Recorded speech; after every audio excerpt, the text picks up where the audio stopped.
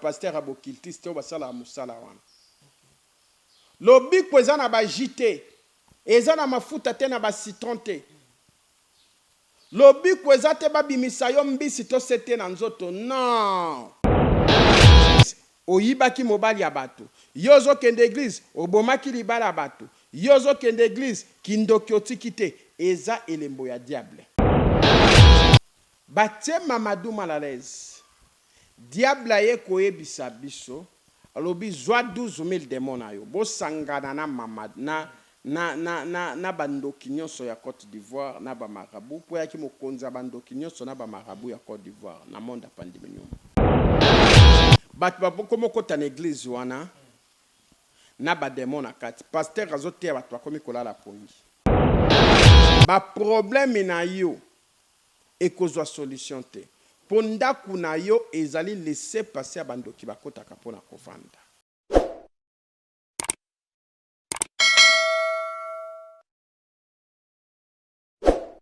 Voilà, un grand merci à vous tous qui nous suivez à ce moment. Restez branchés sur cette chaîne. DVM Daniel TV, au micro dédié de Diasso, bien sûr, un pasteur qui n'arrête jamais de nous enseigner ou soit de témoigner la grandeur de l'amour de Dieu au Asal Navinaye. Et aujourd'hui, nous avons un 21e témoignage, épisode, donc c'est-à-dire 21 épisodes, donc épisode 21, comprenez ça comme ça.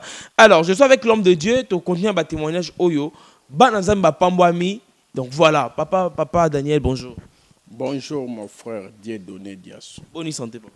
Oui, santé za bien, zambazo batela, yende mo bateli malam, soka ko batela te, oya ko kengela, akosala musala punda.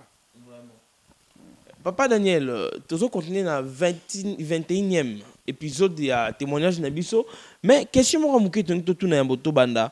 Papa Daniel, ozaki biso to yebi to ande komona ba témoignage c'est belé ba bango ba yokaki kokabola mutu tout ça. Alors lelo tango kiti na ngola ou so tango sala ba campagne tu omona que bat bazo landa yo, bat ba reconnaître yo, bat ba obela ope na kombo na yo. Et ça akondenge nini? OK, nalingi to sambela. Nzamba lola nzambe na nguya nzambe oyo lekili likolo ba nzambe nyonso. Nzambe mosusu lokola yo azali te. Nani yango aza lokola yo, nani yango akokani na yo. Papa totiki témoignage o na maboko na yo. To banda no elongo kolo Yesu Kristo to suksa no elongo lokola alpha pe omega. Nguya molimo mosantu no akamba biso bande tina suka na kombo na Yesu Kristo mokonzi pe mobiksi na biso. Amen. Orobi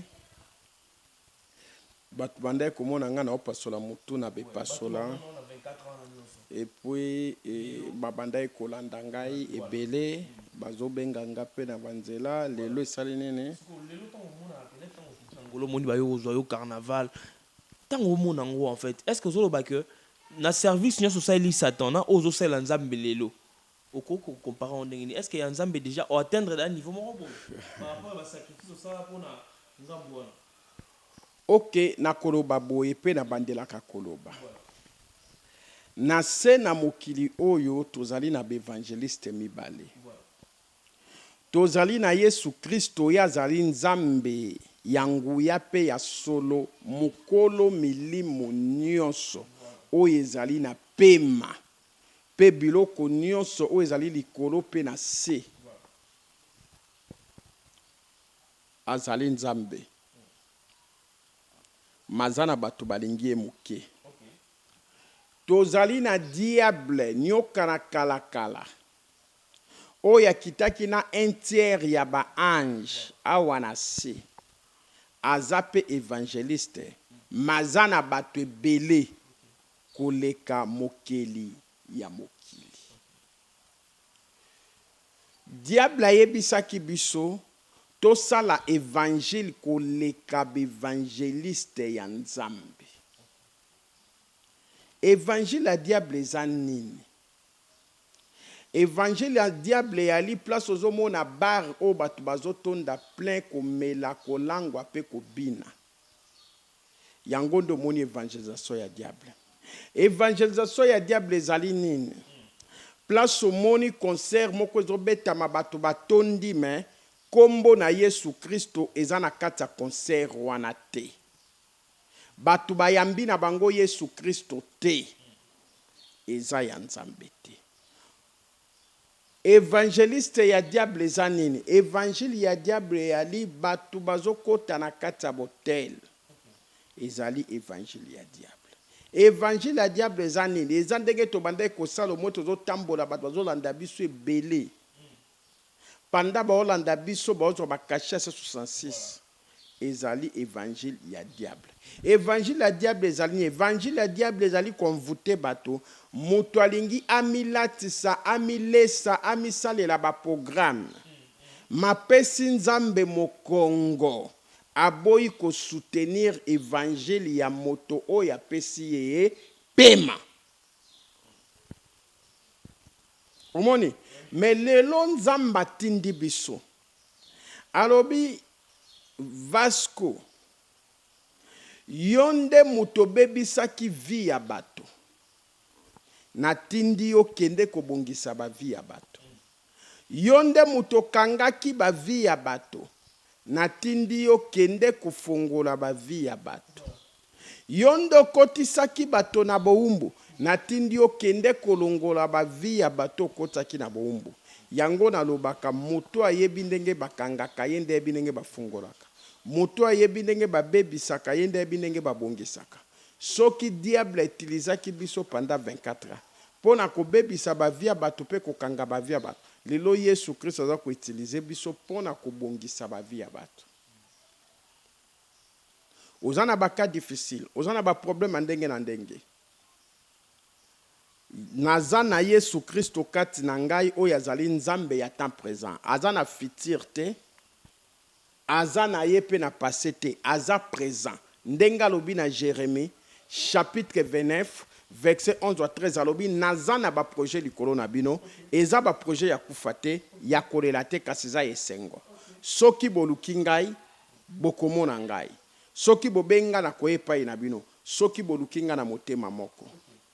Soki mutu abiki na Nzambe oyo te, lobake olandaki ba directive ba pesi yo bien te. Puisque na biloko mibale monde a ténèbres bangaka pe ebimaka na kati ya vie ya moto. Ezali kotambola na kobanga Nzambe. Oza mu Kristo oyo o se repentir tambola na sanctification. Soko za mopakano se repentir. Eloko liboso yango wana. Ya mibale ezali kosalela Nzambe na eloko yo teli motema. Donc offrande ya sacrifice. Biloko mibale ya diable bangaka. Ozomona. Siko yo boyi ko se repentir. Oboyi ko salela Nzambe na biloko nyonso apesi yo na maboko ko soutenir évangile na ye. Yango kolela no ezo continuer. Ozo simba na maboko, ozoli ozomela osomba mituka mapango moni yango te wana eza ba miette o diable okosonango. O Nzamba tela yo. Parfois parmi bato ba pambwa na RDC yo foza moto ya misatu to minei. Na o Nzamba tsakati na yo.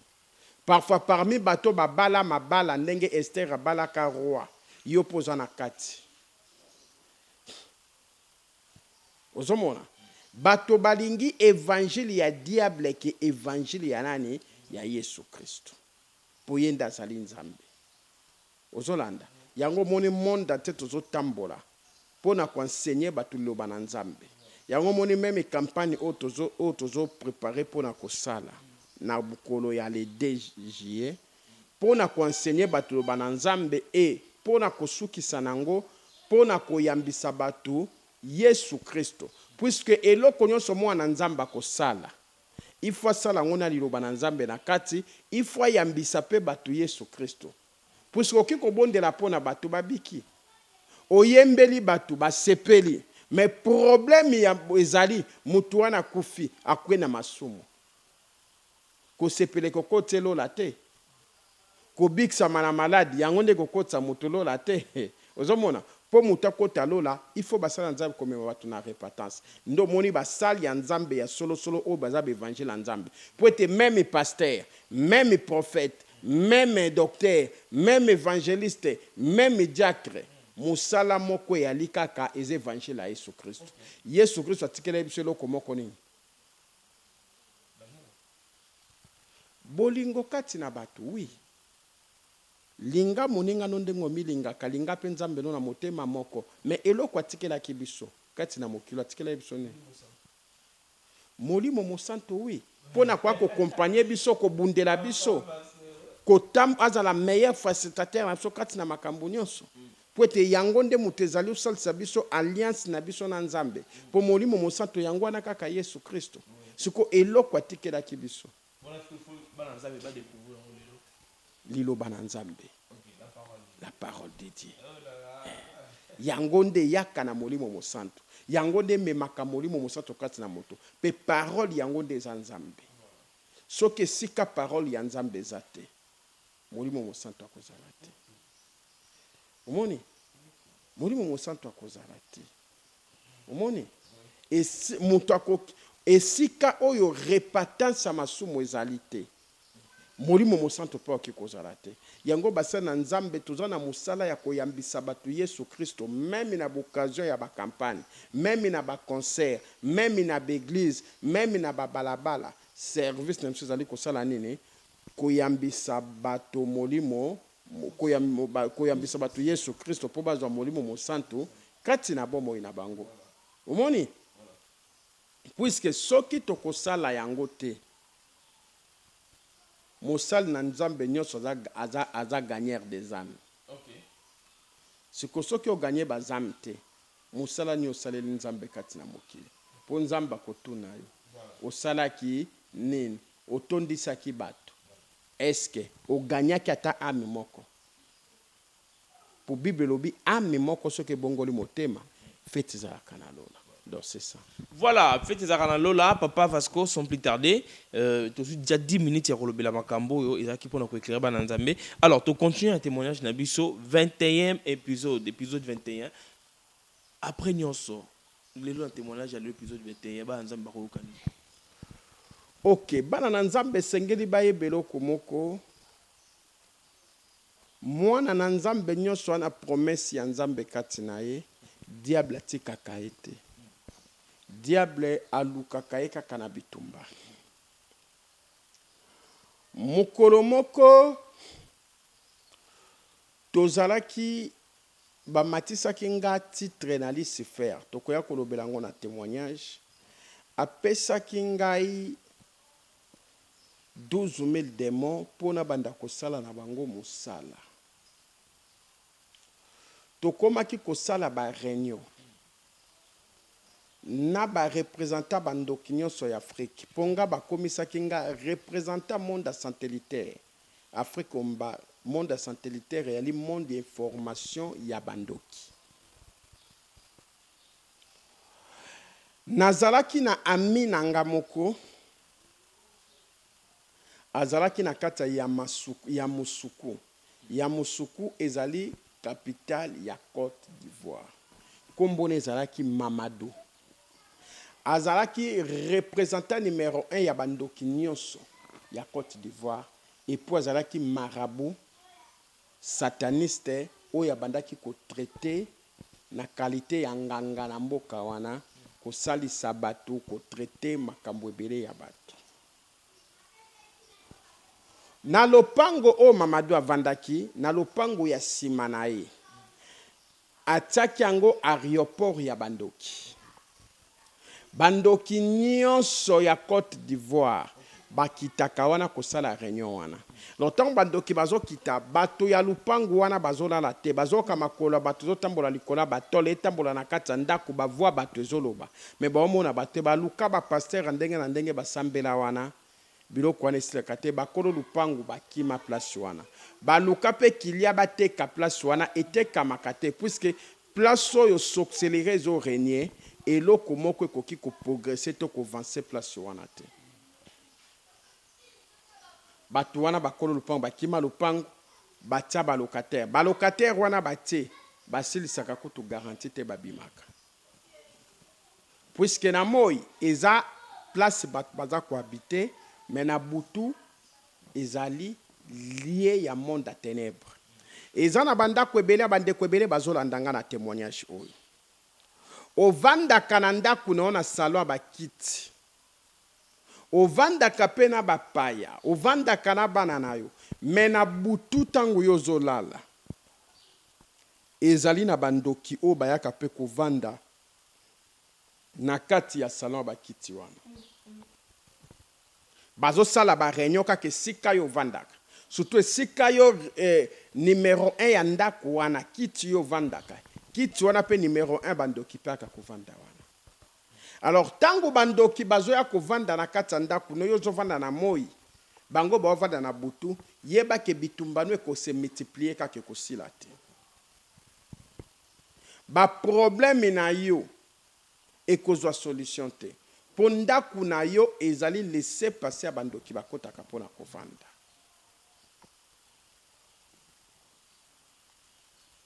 Omoni? Eza na bato ebele bazolanda ngai. Cuisine na yo oyo ozolambela na moi.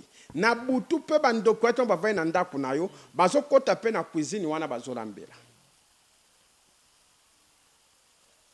Eza na bato ebele bazolanda ngai. Salle de bain oyo kota kosukolelaka. Ezali chambre ya besprit. Na butu bandoki pe baka kosukola na salle de bain wana.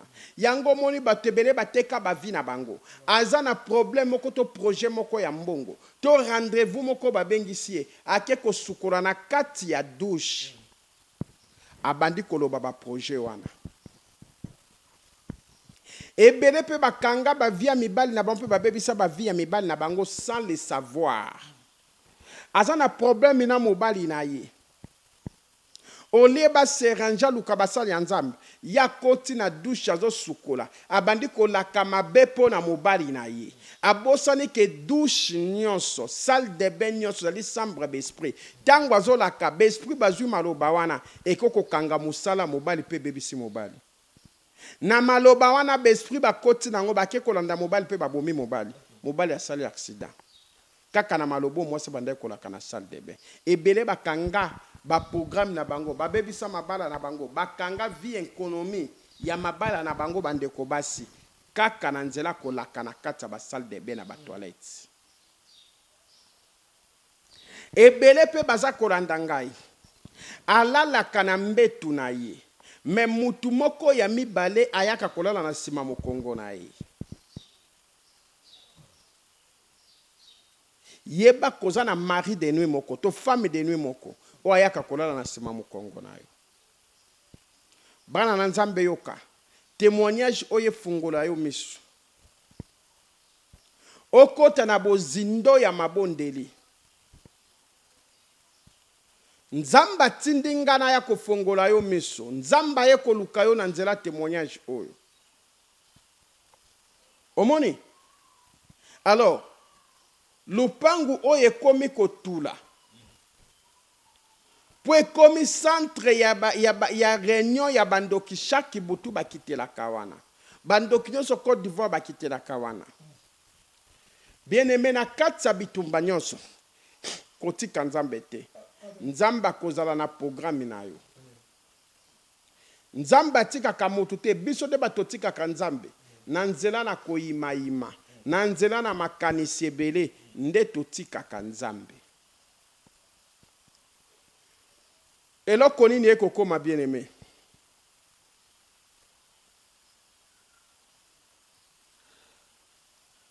Lupango etuli. Église moko basambela kanzambe makasi bazolukisika ya koya kosambela babima na lieu public. Baekolakisa bango place wana. Tangu balakisi bango place wana, église wana baekoluwe place wana. Na famille wana esepeli. Bapesi mbongo ya garantie na bango ya 6 mois. Tangu église ekoti wana ebandi kosambela. Église wana ebandi kotia Mamadou Malalez. Bandoki oyo bakitaka na lupangu wana lokola aéroport po na réunion bazokoka lisusu kokita wana te. Bakomo kita musika na balabala. Mamadou apesinga rapport. Nazui rapport wana meme yango pa Lucifer. Lucifer obito kolobela ngo na réunion. ere ya réunion ba monde nyonso esanganaka butu ya vendredi ya kokota samedi. Pourquoi na ere wana? C'est parce que bamvutaka batu na mokolo ya samedi. Tangu bazwa kwa mvute batu bongo po batu dimanche bakoka kosambela te. Monde ya ténèbre ebi ke dimanche batu ebele nzamba kangolaka bango. Bato ba respectaka mokolo ya dimanche na kokende kosambela. Nzamba tikaka bango te. Po eza jour ya kokumisa nzambe.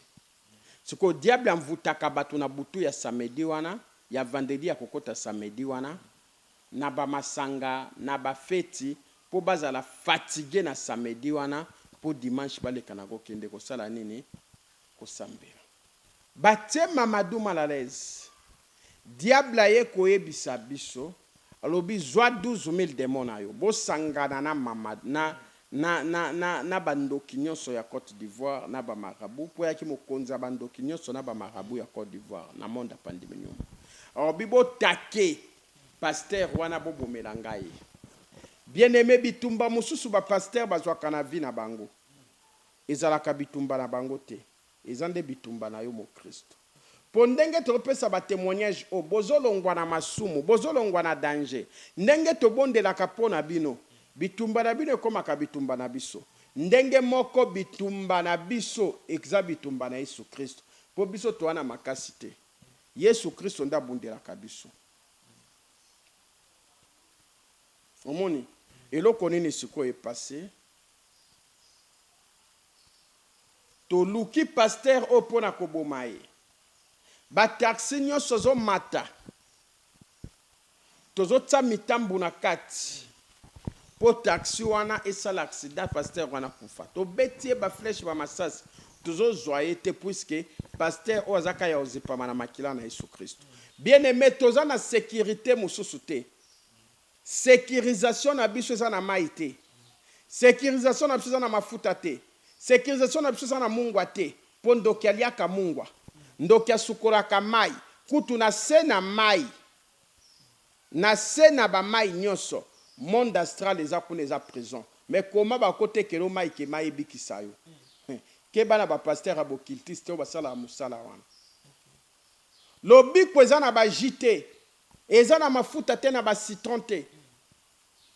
Lobi ko eza te ba bimisa yo mbisi to sete na nzoto. Non. Lobi ko eza kana kombo moko kombo na Yesu Kristo. Na nzela makila na ye. Nde tozali sécuriser.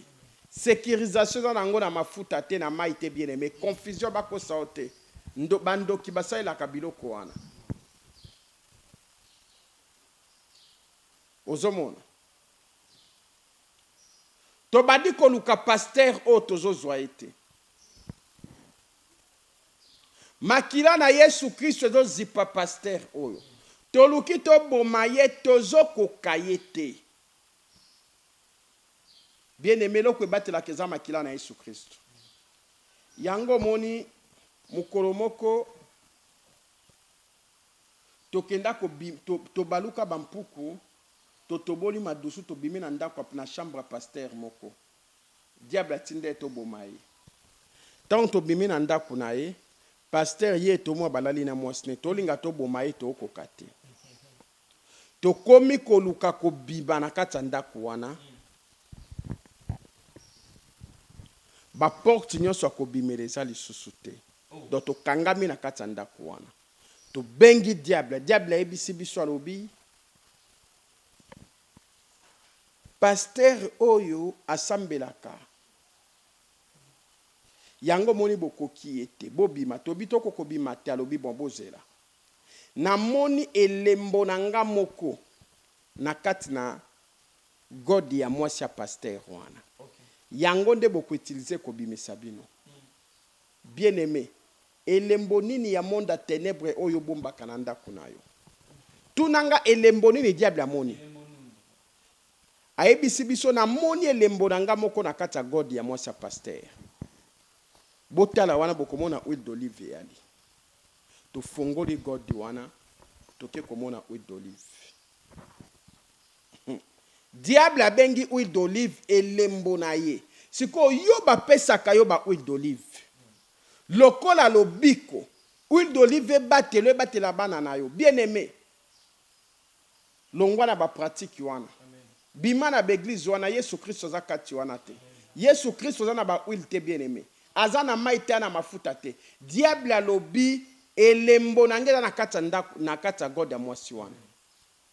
Toke kotala na God wato bimisi totala ma huile d'olive to bimisi to lobi yango. Lobo sopango na karo wana. To sopango na sima ya karo wana. Madusu efungwa me to bongwali bampoko to kotina madusu wana to bimi. Eloko esova biso na kati ndaku wana eza huile d'olive. Nde pesa biso passage to bima. Okoki kozala mo Kristo sambelaka makasi. Mozane lembo moko ya monde ya ténèbres. Oyo bomba na kati ya ndaku na yo. Yango nde mutu eza ko faciliter monde ya ténèbres.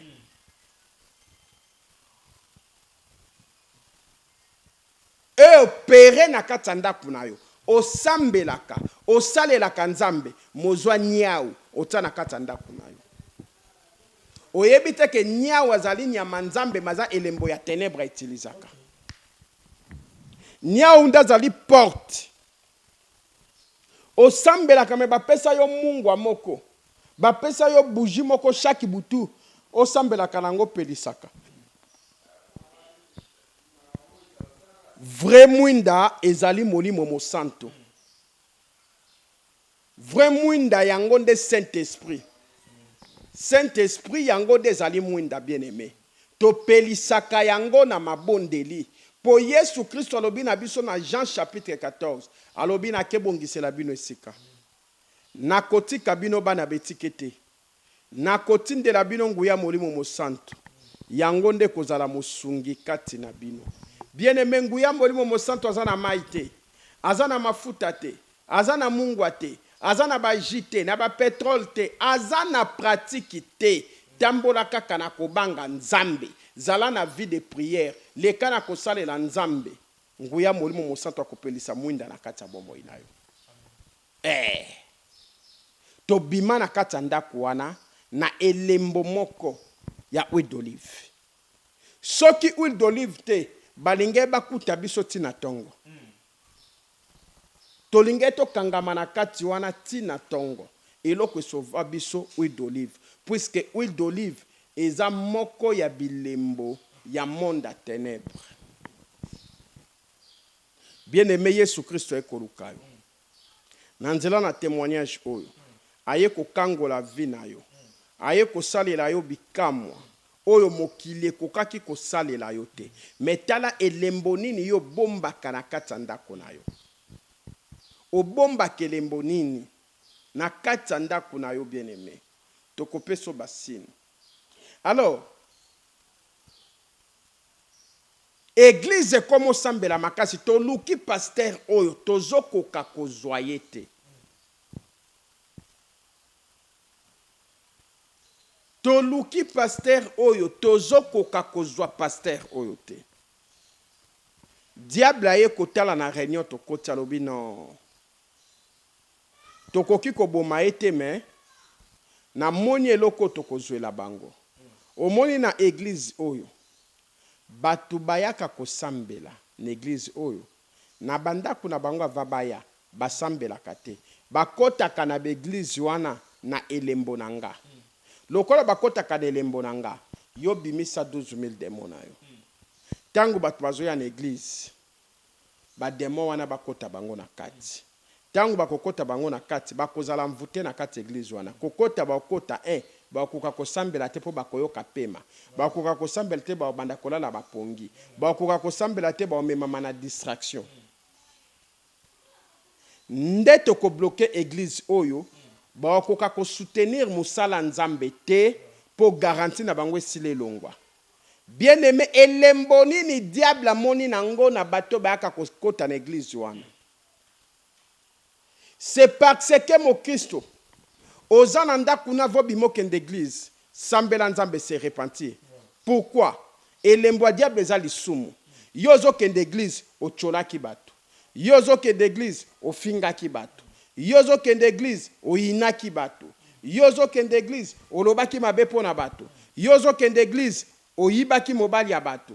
Yozo ken d'église obomaki libala bato. yozo kende église kindoki otiki te eza elembo ya diable. Puisque mutu oyo atambolaka na vie ya repentance, monde ya ténèbre emonaka ete emonaka nde makila.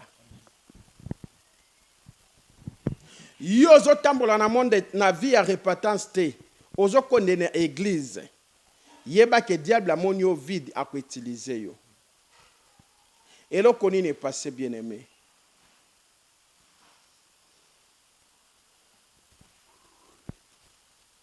Batu bakomo ya na église wana. Bazoya sans kosambela. Or ke bamonaki mabe, bayokaki mabe, bakanaki mabe, basalaki masumu, lisumu yango ndeza porte ya diable po akota a opérer na kati ya vie ya moto. Batu bakomo kota na église wana na ba démon na kati. Pasteur azoteya batu bakomi kolala pongi. Pasteur azoteya batu bakomi kokota na kati ya distraction. Pasteur azoteya batu bakobi meme kosolola. Pasteur azomema batu na prière, batu bazoka bapema baoka kosambela te. To bloquer église wana. Fin de mois koki, pasteur alobi nani akofutela nzambe et place tozo sambe l'église. Nani akofuta loyer. Mutakotombola musapi azate. Nani akofuta loyer. To kangi bango, to bloquer bango, to basale la nzambe te. Bien aimé, yo kaka message na nzambe. Nzamba zolo bananzela basali na ye. Poete yo otia bozwi na yo na musala na nzambe. O soutenir évangile ya nzambe. Poete Yesu Christo atikeli biso évangile. Ya lobi na biso na Marc chapitre 8 verset 35 à 36. Alobi mutu akoluka kobikisa bomo ina ye akobungisa ngo. Yo lukaka kobikisa bomo ino na nini? Nakobebisa bambongo no na babar. Nakobebisa bambongo no na botel. Nakobebisa bambongo na yo na kolata, kolia, kosomba biloko kwa cher. Nakobebisa bambongo na yo po bamona yo. Kasi pona évangile ya nzambe te. Yeba o tolona kepa na nzambe yango tobukaka. O pe tolona kakati na diable na nzia na masumu yango pe tobukaka. Galates chapitre 6 verset 7. Bible zoloba. Mutu akobuka kaka oyo aloni. Yo lonaka nini epa na nzambe. Poete nzambe alobi mutu akoluka kobikisa bomo ina kobungisa ngo. Me mutu akobungisa bomo ine po na Yesu Kristo. Pe po na bonne nouvelle. Bonne nouvelle yango des évangiles. Oyo atikeli biso. Eza nango yo fele. Me evangelisation ekutaka. Yenda kozwa ngo lisusu. Soko moni mo Kristo sambelaka. Ozokoka kosalela nzambe te. Yeba koza na prison satanique. Bakangi yo. Poete diable azo préparé. Kufa na bomo ina yo. Kufa na libota na yo. Maladi na bomo ina yo. Maladi na libota na yo. Azo kanga yo na célibat prolongé. Azo kanga yo na sterilité kozanga kobota. Azo kanga yo na financement. Azo ka bloqué banzela na yo. Akwesi ba comex na yo. Atie yo motema libanga. Osalela nzambe te. Poete nzamba lobi na Moïse, na Exode chapitre 23 verset 25, soki boko salelanga, na kolongola maladi kati na bino. Bien aimé, maladi nyonso oye tungisaka yo. Ezala kozanga libala, ezala kozanga kobota, ezala kozanga musala, ezala santé zo déranger, ezala kufe zo landana, ezala mbongo mona kanka na maboko ya bato, ba activité kweya progression ezate, eza maladi. Mais Yesu Christo alobi, soki boko salelanga, na kolongola maladi nyonso kati na bino. Soko moni eloko moko ezotsayo libanga, okoka ko soutenir lisusu œuvre ya nzambe te, yeba ke diable sa zone en otage. Po eloko diable abangaka, ezaka biloko mibale. Kotambola na kobanga nzambe, na kosalela nzambe, na bofrandi oya pasi. Ofrandi oya esalaka motema pasi. Yango nde diable abangaka po yango mutu eliberaka mutu na kati ya prison. Eza lokola bato ebele bayeba pesi nzambe biloko ya minene. Me mama o apesi mbongo ya mibale. Mbongo ya mibale apesaki ezalaki ofrande ya pasi. yango kande atikalaki nango mpona kolia mandimaka kufa nzala me evre ya nzambe ezala soutenir me baoyo bapesaki biloko ebele yesu alobi bopesi ebele mpo boza nango ntina te oyo bopesi ebele mpo boza nango ntina te me mama oyo apesi azalaki nango ntina yango nzambe amoni c'est ça l'offrande à sacrifice yango nde liberaka yango nde monde ya ténèbre ebangaka soki oza na biloko mibale kobanga nzambe na kosalela nzambe monde ya ténèbre ekoluka yo ekotikala komona yo te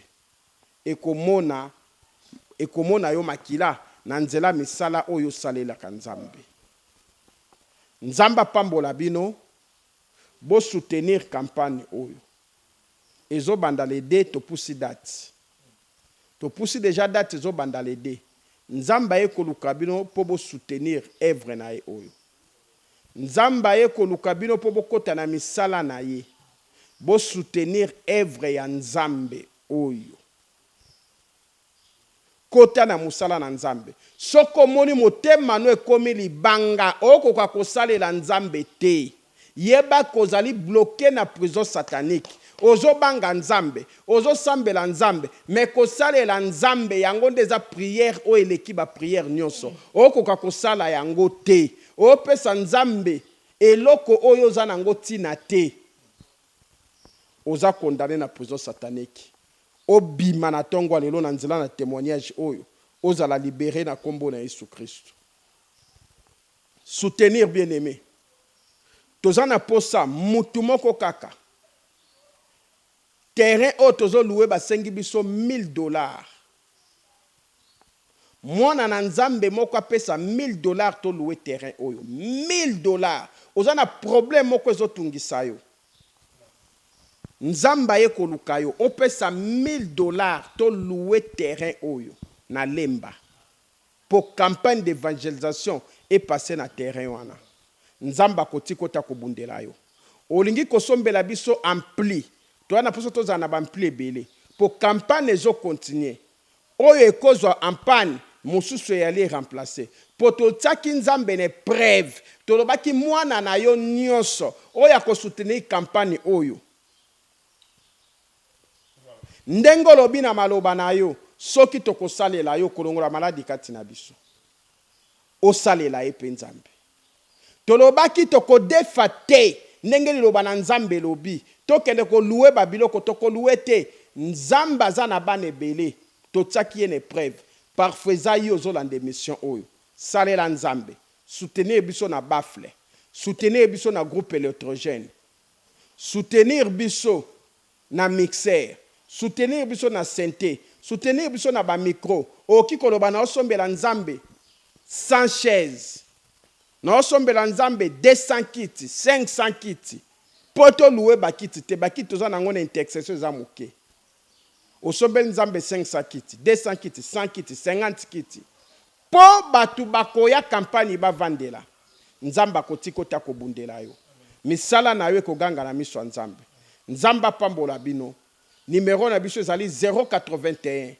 43 30 475 eza pe affiché wana obengi biso na numéro wana eza pe numéro ya mpesa olingo tinda na mpesa otindi olingi pe koya komona biso moko obengi tokopesa adresse ndako oye komona biso même na place intercession même na ndako opesi eloko nzamba tio na motema pour soutenir évangile oyo ezobanda à partir ya l'aider peut-être otambola tous les 24 communes après tokokota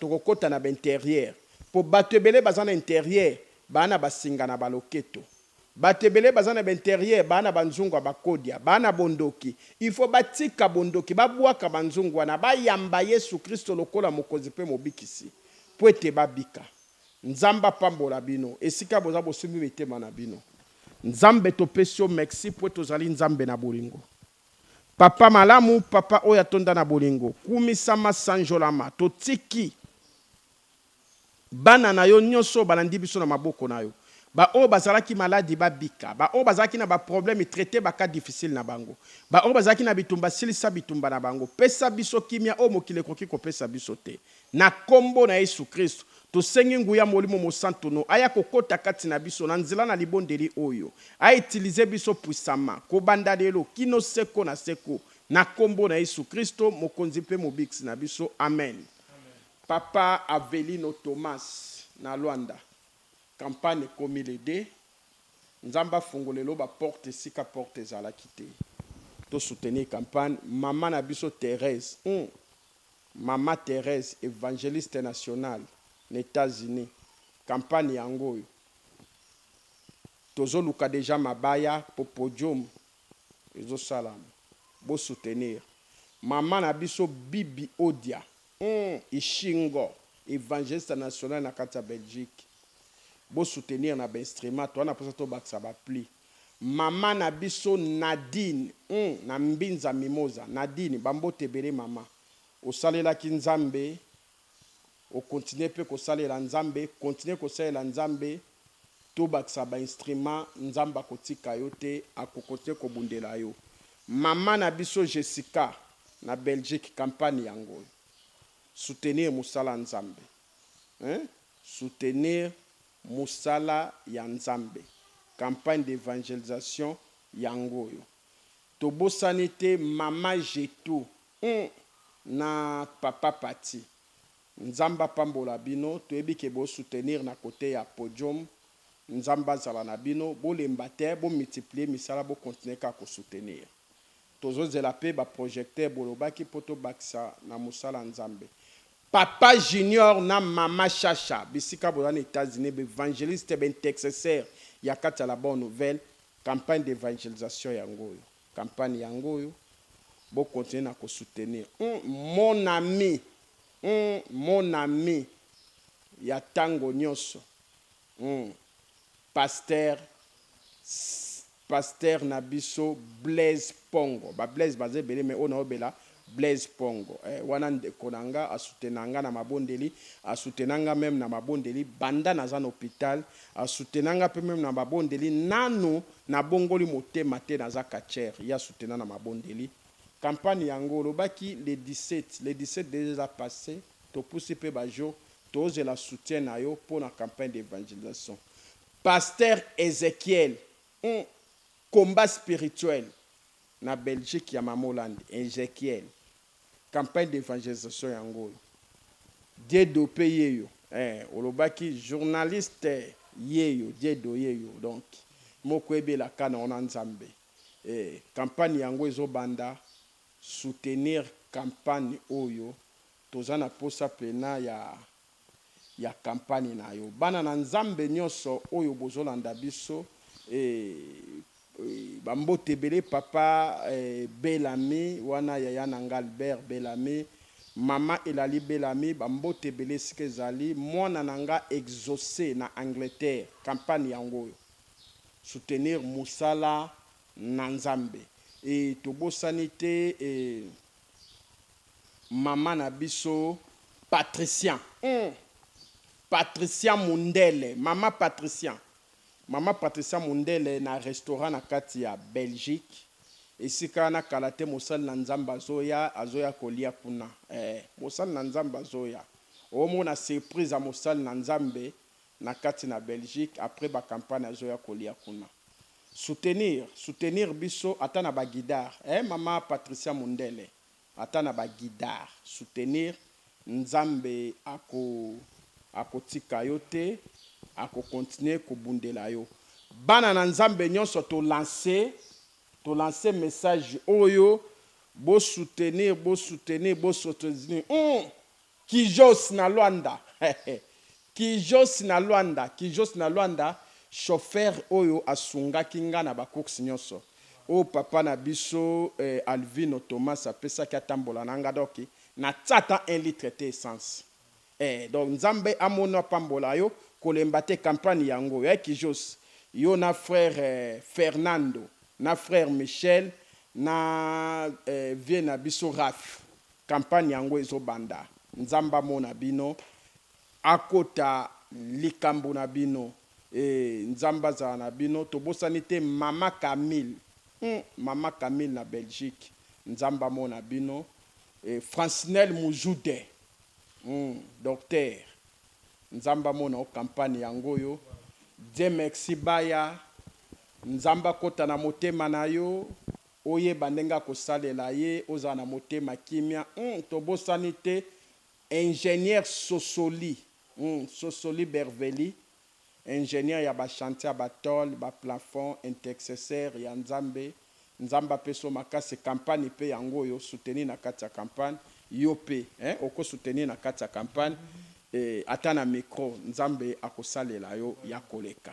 Merci nzambe apambola baintercesseur nyonso na oyo totangi bakombo na oyo totangi te tobosani bino te toa na bino akere nzambe apambola bino bolamu na nzambe ezala likolo na bino soki Yesu Kristo azongi te tokutani na 22e épisode mama Anna Marie mwasi ya papa na biso Avelino bambote pebele bana nyonso bambote bele tokutani na 22e épisode tozalaki Junior Diaso Falaya bambote pebele Junior Diaso tozozela yo pe bambote bele sikoyo ali Shiki Mukadi bambote bele nzamba bomba bino. Voilà, bambote bele nzamba bomba bino tokutani na 22e épisode.